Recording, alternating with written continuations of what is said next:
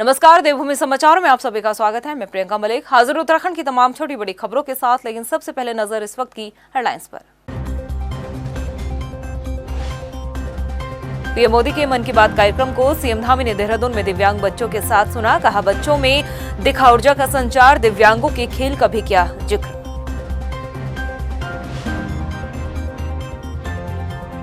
DK कोटिया की report सार्वजनिक होने से बड़ा खुलासा। राज्य गठन से लेकर अब तक की नियुक्तियों में ताक पर रखे गए नियम कायदे, संविधान के अधिकारों का भी हुआ उल्लंघन। उत्तराखंड भाजपा की कार्य समिति की बैठक में आगामी कार्यक्रमों पर मंथन। लोकसभा चुनाव को लेकर भी रणनीति पर चर्चा। 2 दिवसीय बैठक में तय होगा एजेंडा। अंकिता हत्याकांड मामले में परिजनों ने की वकील बदलने की मांग। सीएम धामी को भेजा पत्र। कहा, डीजीसी जितेंद्र रावत से नहीं चाहते केस की पैरवी कराना।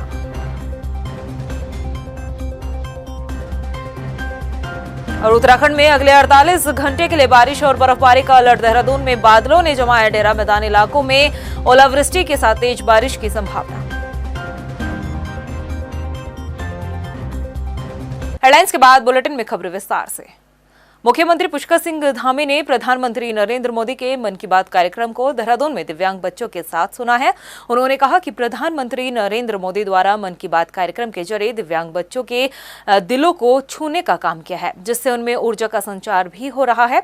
उन्होंने कहा कि प्रधानमंत्री नरेंद्र मोदी द्वारा पणजी में दिव्यांगों के खेल का भी जिक्र करते हुए बच्चों को देश के लिए बेहद जरूरी बताया। इसके साथ ही उन्होंने कहा कि पीएम मोदी के मन की बात कार्यक्रम में हर बार कुछ नया सीखने को मिलता है। देखिए, हमारे दिव्यांग बच्चे भी हमारे लिए उतने ही महत्वपूर्ण हैं, वो भी उतने ही हमारे लिए भविष्य के लिए ज़रूरी हैं। इसलिए माननीय प्रधानमंत्री जी ने आज पणजी का विशेष रूप से दिव्यांगों के खेल का, दिव्यांगों के बारे में विशेष रूप से उन्होंने उल्लेख किया है। निश्चित रूप से हमारे सभी दिव्यांग बच्चे, दिव्यांगों के क्षेत्र में काम करने वालों के लिए एक प्रेरणा मिलेगी और प्रेरणा उनको आगे बढ़ाने का काम करेगी। उनके अंदर एक उमंग और उत्साह का वातावरण पैदा करेगी, जिससे कि वह भी जीवन के हर क्षेत्र में आगे बढ़े। उत्तराखंड विधानसभा भर्ती प्रकरण में एक बड़ा और चौंकाने वाला खुलासा हुआ है। डीके कोटिया की रिपोर्ट सार्वजनिक होने के बाद यह साबित हो गया है कि अब तक उत्तराखंड विधानसभा में हुई नियुक्तियों में ना तो नियमों का ध्यान रखा गया और न ही संविधान के अधिकार का ख्याल। अब जब खुलासा हो ही चुका है तो सवालों के घेरे में पूर्व विधानसभा अध्यक्ष प्रेमचंद अग्रवाल भी घिरते हुए नजर आ रहे हैं। ये स्पेशल रिपोर्ट देखिए। सड़क से सदन तक गूंजे विधानसभा भर्ती प्रकरण के मामले में एक बड़ा और चौंकाने वाला खुलासा हुआ है। दरअसल सामाजिक कार्यकर्ता नदीमुद्दीन के जरिए आरटीआई के तहत विधानसभा में हुई भर्तियों को लेकर विशेषज्ञ समिति की जांच रिपोर्ट मांगी गई थी, जिसके तहत डीके कोटिया समिति की जांच रिपोर्ट सार्वजनिक होने के बाद इस बात से पर्दा अब उठ चुका है कि राज्य गठन से लेकर अब तक उत्तराखंड विधानसभा में हुई सभी नियुक्तियों में न तो नियमों का ध्यान रखा गया है और न ही संविधान के अधिकार का ख्याल। दरअसल उत्तराखंड विधानसभा में हुई नियुक्तियों की जांच के लिए बनाई गई विशेषज्ञ समिति ने अपनी रिपोर्ट 20 सितंबर 2022 को स्पीकर रितु खंडूरी को सौंपी थी। 23 सितंबर 2022 को जांच रिपोर्ट के आधार पर विधानसभा स्पीकर रितु खंडूरी ने एक्शन लेते हुए 228 कर्मचारियों को विधानसभा से बाहर का रास्ता दिखा दिया था।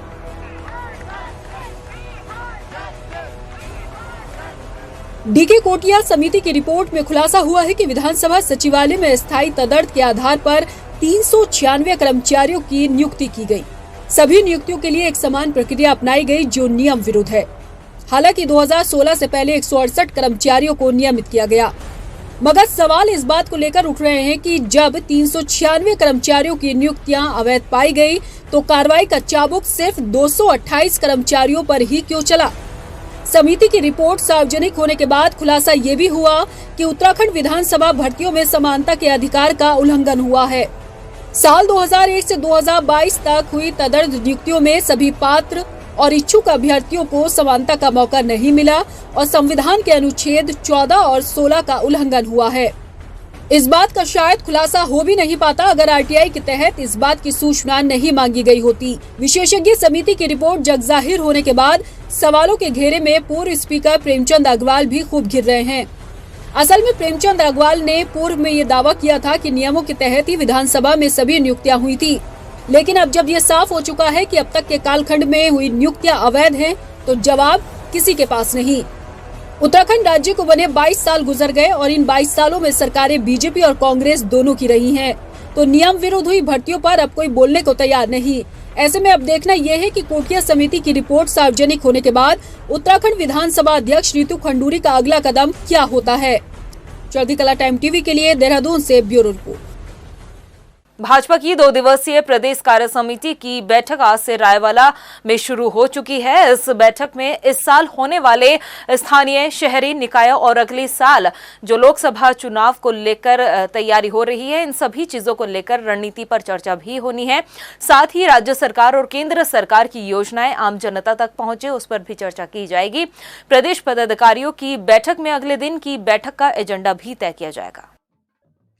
देखिए, हमारी हर तीसरे माह में प्रदेश की कार्य समिति होती है। हमारा मुख्य रूप से आगामी कार्यक्रमों का जो विषय है उन विषयों में चर्चा करेंगे, राजनीतिक प्रस्ताव पर चर्चा करेंगे। इसके साथ साथ पन्ना टीम, इस बार नया लक्ष्य हमारा है, पन्ना टीम तक हमारी कार्य समिति में किस रूप में क्रियारूप कार्यकर्ताओं के साथ बैठकर उसकी चर्चा करेंगे और सरकार के जो जन कल्याणकारी योजनाएं हैं, केंद्र सरकार की, राज्य सरकार, वो आम जनता तक है, उसमें पूरी प्रकार की चर्चा बैठक में हम लोग करने वाले हैं। उत्तराखंड में गौ तस्करों को लेकर धामी सरकार ने सख्त रुख अपनाते हुए पुलिस को गिरोह बनाकर पशुओं की तस्करी करने वालों के खिलाफ गैंगस्टर एक्ट के तहत कार्रवाई करने के निर्देश दिए थे। सीएम के आदेश के बाद डीजीपी अशोक कुमार ने भी सभी जिले के प्रभारियों को गोवंश संरक्षण अधिनियम 2007 से संबंधित अभियुक्तों के विरुद्ध गैंगस्टर एक्ट के तहत कार्रवाई करने के निर्देश दिए हैं।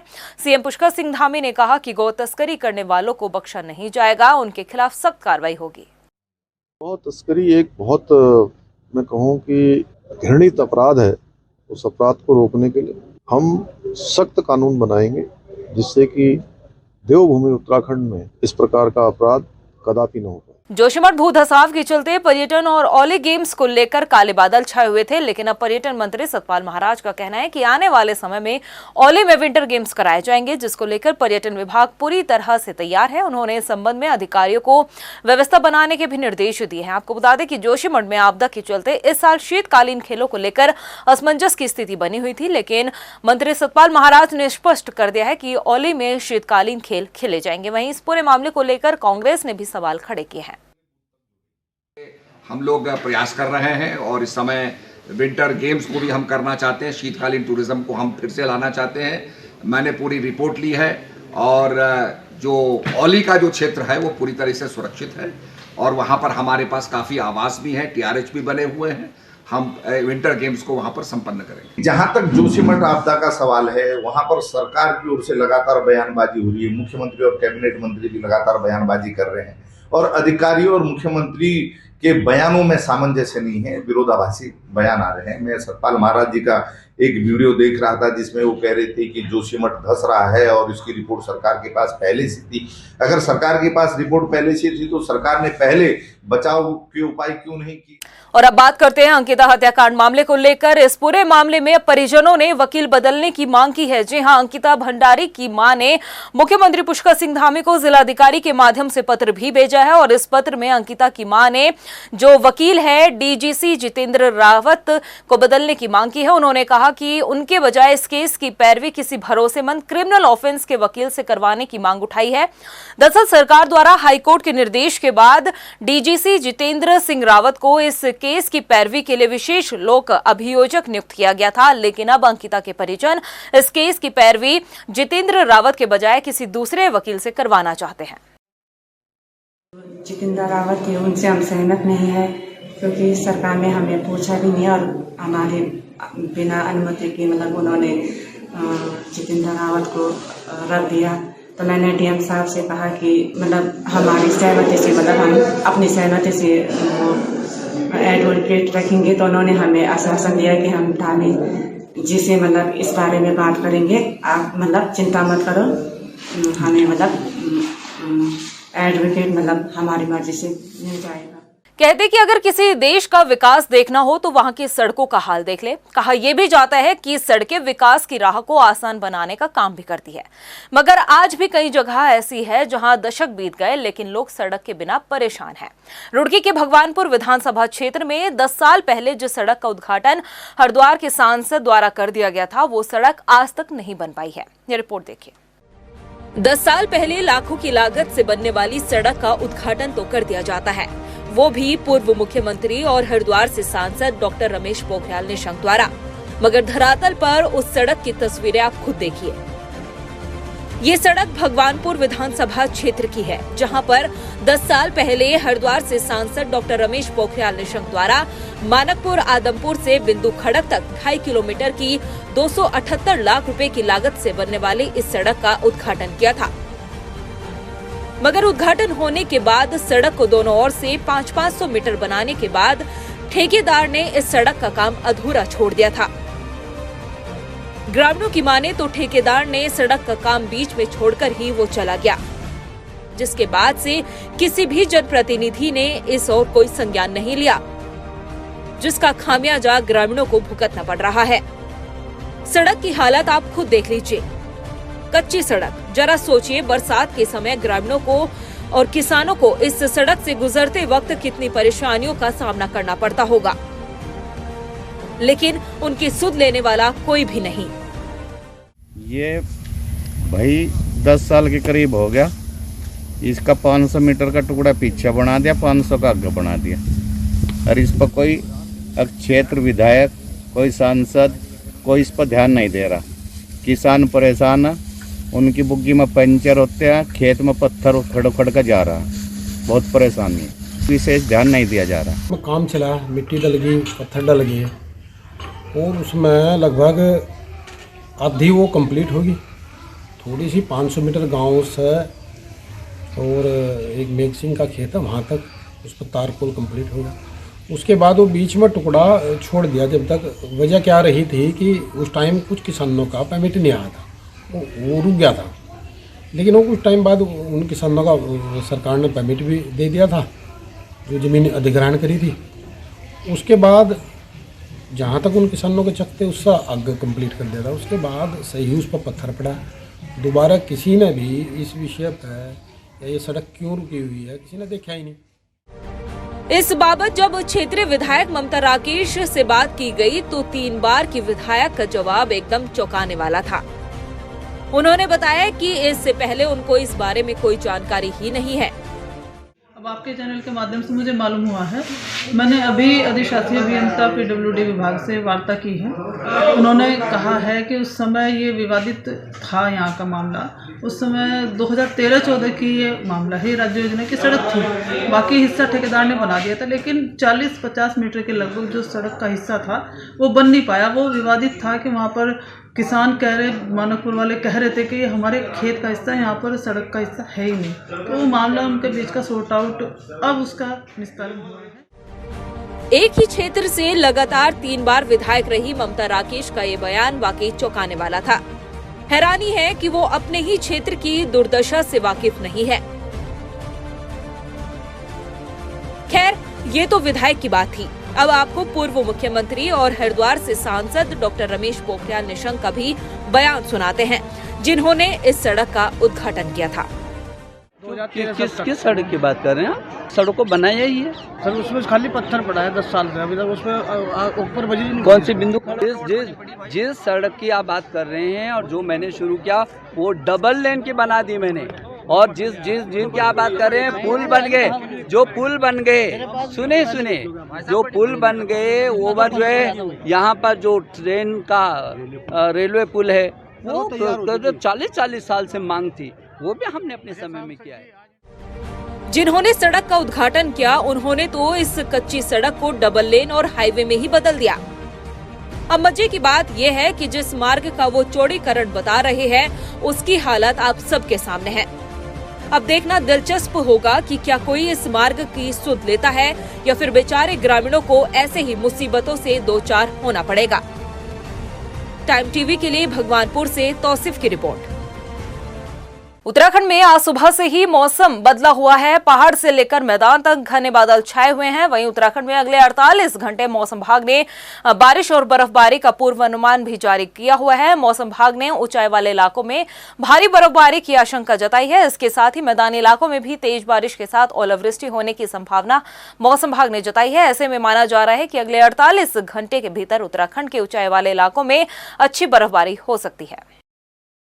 आज 29 तारीख को एक पश्चिमी विक्षोभ उत्तराखंड को प्रभावित करेगा, जिसके चलते गढ़वाल क्षेत्र में अधिकांश स्थानों पर जबकि कुमाऊं क्षेत्र में अनेक स्थानों पर हल्की से मध्यम वर्षा और बर्फबारी मिलने की संभावना है। इसमें 2500 मीटर या उससे अधिक ऊंचाई वाले क्षेत्र हैं, वहां पर बर्फबारी मिलने की संभावना है। इसी तरह 30 तारीख को भी उत्तराखंड में अधिकांश स्थानों पर हल्की से मध्यम वर्षा और बर्फबारी मिलने की संभावना है। और जो बर्फबारी है वो 2200 मीटर या उससे अधिक ऊंचाई वाले क्षेत्र हैं, वहां पे मिलने की संभावना है। वहीं हल्द्वानी के बहुचर्चित रेलवे अतिक्रमण मामले में आज से राजस्व विभाग, नगर निगम और वन विभाग सहित रेलवे ने संयुक्त रूप से सर्वे शुरू कर दिया है। अपर एडीएम अशोक जोशी के नेतृत्व में संयुक्त सर्वे का काम शुरू हो चुका है। हालांकि रेलवे अतिक्रमण को लेकर 7 फरवरी को सुप्रीम कोर्ट में सुनवाई भी होनी है। एडीएम अशोक जोशी का कहना है कि सुप्रीम कोर्ट के आदेश के अनुसार सरकार बताए कि राजस्व की भूमि कितनी है। इस पूरे मामले को लेकर सर्वे का कार्य किया जा रहा है, जिसमें पहले वन विभाग की भूमि चिन्हित होगी, उसके बाद रेलवे की भूमि और फिर राजस्व या नजूल भूमि का चिन्हीकरण किया जाना है। आपको बता दें कि बीते 20 दिसंबर को नैनीताल हाईकोर्ट ने रेलवे अतिक्रमण की भूमि को 1 हफ्ते में खाली के निर्देश दिए थे, जिसके बाद यह मामला सुप्रीम कोर्ट पहुंचा और सुप्रीम कोर्ट ने इस फैसले पर रोक लगा दी। ये जो ऑनरेबल सुप्रीम कोर्ट ने ये कहा कि स्टेट गवर्नमेंट ये बताए कि आपकी ज़मीन कहाँ पर है और कितनी है, तो उसके लिए जो हमारा रेवेन्यू मैप है 1959 का, वो सबसे रिलायबल सोर्स है हमारे पास। उसके आधार पर हम इसकी बाउंड्री निकाल रहे हैं और फॉरेस्ट डिपार्टमेंट भी यहाँ पर है। फॉरेस्ट डिपार्टमेंट के अपने पिलर है, तो पहले ये फिक्स किया जा रहा है कि फॉरेस्ट की बाउंड्री कहाँ पर है, और पहले फॉरेस्ट की बाउंड्री है, उसके बाद रेलवे है, उसके बाद फिर आपका नजूल लैंड या स्टेट की लैंड होती है। नहीं, यहाँ पर राजस्व विभाग आ जाया हुआ है, तहसील का पूरा विभाग यहाँ पर है। और जिस तरीके से रेलवे अपना हक जताता था, जिस तरीके से उन्होंने खंबे गाड़े थे और 81.5 एकड़ की दावा करता था कि जगह हमारी है, तो जो यहाँ की जनता, यहाँ के नेता चाहते थे कि पहले जब तक राजस्व विभाग अपनी जगह पर चिन्हित नहीं करता, ये सीमांकन ज्वाइंटली नहीं करता रेलवे के साथ, जब तक हम नहीं मानते कि जगह रेलवे की है। और जगह रेलवे की है ही नहीं। जहाँ पर पहले गौला नदी के बहने के कारण जो रेलवे ट्रैक अंदर आया है, तो हमारी डिमांड ये थी कि आप वहाँ से नापिए रेलवे की जगह कहाँ से है। प्रदेश में लगातार हो रही बिजली कटौती के विरोध में हल्द्वानी के बुद्ध पार्क में यूथ कांग्रेस कार्यकर्ताओं ने राज्य सरकार का पुतला दहन किया है। साथ ही ऊर्जा प्रदेश में बिजली की भारी कमी को लेकर यूथ कांग्रेस कार्यकर्ताओं ने सरकार के ऊपर लोगों की अपेक्षा करने का भी आरोप लगाते हुए जमकर नारेबाजी की। प्रदर्शनकारियों का कहना है कि एक और उत्तराखंड को ऊर्जा प्रदेश कहा जाता है, तो वहीं दूसरी तरफ बीते 1 महीने से पूरे प्रदेश और हल्द्वानी शहर में घंटों बिजली कटौती हो रही है, जिसकी वजह से पानी की किल्लत के साथ ही लघु उद्योगों में भी भारी नुकसान उठाना पड़ रहा है। ऊर्जा प्रदेश में लगातार 6 से 7 घंटे की विद्युत कटौती होना बहुत दुर्भाग्यपूर्ण है, जिसका यूथ कांग्रेस विरोध कर रहा है। पढ़ाई और पेपर का टाइम है, रात में भी बिजली गुल है और ऊर्जा प्रदेश में जिस तरीके की हरकतें हो रही है वो निश्चित तौर पर बहुत शर्मनाक है। मुख्यमंत्री जी से कहना चाहते हैं कि लगातार विद्युत कटौती को रोकने का काम करने के लिए ठोस कदम उठाए, वरना यूथ कांग्रेस सड़कों पर उतरकर बहुत बड़ा उग्र विरोध करने का काम करेगा, क्योंकि प्रदेश की जनता पहले ही तमाम समस्याओं से घिरी हुई है, जूझ रही है। युवा बेरोजगारी, महंगाई से त्रस्त है और बिजली कटौती की मार अतिरिक्त देकर युवाओं के भविष्य को, जो विद्यार्थी हैं उनके भविष्य को बर्बाद करने का राज्य सरकार काम कर रही है। अगर आप भी जमीन खरीदने की सोच रहे हैं तो जरा सावधान हो जाइए, क्योंकि देहरादून बसंत विहार थाना पुलिस ने फर्जी कागजात बनाकर लोगों के साथ धोखाधड़ी करने के मामले में 20,000 के नामी बदमाश को हरिद्वार के मंगलोर स्थित उसके घर से गिरफ्तार किया है। एसपी क्राइम सर्वेश पवार ने जानकारी देते हुए बताया कि आरोपी अपने साथियों के साथ मिलकर फर्जी कागजात तैयार करके दूसरों के नाम पर दर्ज भूमि की पावर ऑफ अटॉर्नी अपने नाम कराकर धोखे से उसकी संपत्ति किसी और को बेचा करता था। इनामी है हमारा 20,000 का। ये थाना बसंत विहार का था। 14/2023 मुकदमा, एक फोर्जरी का मुकदमा पंजीकृत हुआ था, जिसमें वादी श्रीमती उषा शर्मा थी। ये अब्दुल सत्तार पुत्र हनीफ, ये मंगलोर जिला हरिद्वार का रहने वाला था। इसे कल बसंत विहार की टीम ने जो है इसके घर से अरेस्ट किया है। तो 2 इनामी जो है वो कल हमारी टीम ने पकड़े। वहीं रुड़की में हरिद्वार रोड स्थित कोर कॉलेज के पास आज सुबह तेज रफ्तार ट्रक ने बाइक सवार को टक्कर मार दी। इस हादसे में बाइक पर सवार पिता की मौके पर ही मौत हो गई, जबकि बेटा गंभीर रूप से घायल है। मौके पर पहुंची पुलिस ने शव को कब्जे में लेकर पोस्टमार्टम के लिए भेजा और मामले की जांच शुरू कर दी है। मामला ये है जी, हमको पता चला कि हमारे गांव के लड़के मंगेराम का कोर कॉलेज के पास जो अंडरपास है 4 लेन के ऊपर, वहाँ जो एक्सीडेंट हो गया। तो हम सभी जिम्मेदार आदमी और सभी लोग गांव से जो हैं भी उधर आए, अस्पताल में आए रुड़की। तब तक एम्बुलेंस लेकर यहाँ से आ गई थी और बहुत भयंकर दर्दनाक जो है वो हादसा हुआ। 18 सितंबर साल 2022 में हुए बहुचर्चित अंकिता मर्डर केस को देखते देखते 4 महीने गुजर गए, मगर वीआईपी गेस्ट के नाम से पर्दा कब उठेगा भी या नहीं, ये सवाल अभी भी बरकरार है। मगर अब उम्मीद है कि फरवरी के पहले हफ्ते में हत्याकांड के मुख्य आरोपी पुलकित आर्य के पॉलीग्राफ और उसके बाद नार्को टेस्ट से शायद वीआईपी शख्स का नाम उजागर हो जाए। पुलकित आर्य के पॉलीग्राफ टेस्ट की तैयारी अब तेज हो गई है। ये रिपोर्ट देखिए। अंकिता मर्डर केस में कई महीने से वीआईपी शख्स के नाम पर पड़ा पर्दा अब उठ सकता है। फरवरी पहले हफ्ते में हत्याकांड के मुख्य आरोपी पुलकित आर्य के पॉलीग्राफ के बाद नार्को टेस्ट किया जाएगा। पुलकित आर्य के पॉलीग्राफ टेस्ट के लिए CFSL यानी कि केंद्रीय फॉरेंसिक प्रयोगशाला ने वक्त दे दिया है। पॉलीग्राफ टेस्ट 1 फरवरी को शुरू होगा और 3 फरवरी तक 3 चरणों में इसे पूरा किया जाएगा। पॉलीग्राफ टेस्ट के बाद इसकी रिपोर्ट गोपनीय तौर पर कोर्ट में पेश की जाएगी। पुलकित आर्य से जो सवाल पूछे जाने हैं उनकी लिस्ट भी तैयार कर ली गई है। इन्हें टेस्ट से पहले विशेषज्ञों को दिया जाएगा। अंकिता हत्याकांड प्रकरण में वीआईपी का नाम उजागर करने के लिए पुलिस आरोपियों का पॉलीग्राफ के साथ नार्को टेस्ट कराना चाहती है। इसके लिए 12 दिसंबर 2022 को पुलिस ने कोर्ट में अर्जी लगाई थी। पहले इसको लेकर 2 आरोपियों ने सहमति तो दे दी थी, मगर बाद में अंकित और सौरभ दोनों ने नार्को टेस्ट कराने से इनकार कर दिया था और पुलकित आर्य ने सशस्त्र नार्को टेस्ट कराने की हामी भरी थी। 18 सितंबर साल 2022 में उत्तराखंड में हुए अंकिता मर्डर केस ने प्रदेश के साथ पूरे देश दुनिया को झकझोर कर रख दिया था। ऋषिकेश के वंत्रा रिजॉर्ट के मालिक पुलकित आर्य और अंकिता के बीच नहर किनारे स्पेशल गेस्ट को सर्विस देने को लेकर विवाद हुआ और इस बीच पुलकित ने अंकिता को नहर में धक्का दे दिया था। पुलिस ने इस मामले में 22 सितंबर 2022 को पुलकित और उसके 2 दोस्त अंकित और सौरभ को गिरफ्तार किया था। अंकिता मर्डर केस में अंकिता के माता पिता के साथ देश की जनता को न्याय का इंतजार है, तो इंतजार इस बात का भी है कि पुलकित आर्य के पॉलीग्राफ टेस्ट के बाद अब क्या कुछ राज बाहर निकल कर आते हैं। चढ़ती कला टाइम टीवी के लिए देहरादून से ब्यूरो रिपोर्ट। फिलहाल बुलेटिन में खबरें इतने ही, फिर हाजिर होंगे कुछ खास खबरों के साथ, लेकिन जाने से पहले एक नजर हेडलाइंस पर। नमस्कार। पीएम मोदी के मन की बात कार्यक्रम को सीएम धामी ने देहरादून में दिव्यांग बच्चों के साथ सुना। कहा, बच्चों में दिखा ऊर्जा का संचार, दिव्यांगों के खेल का भी किया जिक्र।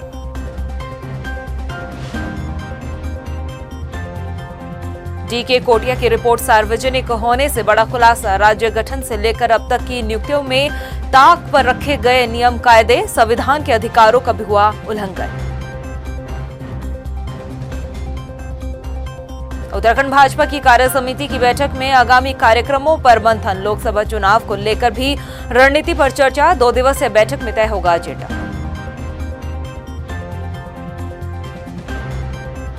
अंकिता हत्याकांड मामले में परिजनों ने की वकील बदलने की मांग, सीएम धामी को भेजा पत्र। कहा, डीजीसी जितेंद्र रावत से नहीं चाहते केस की पैरवी कराना।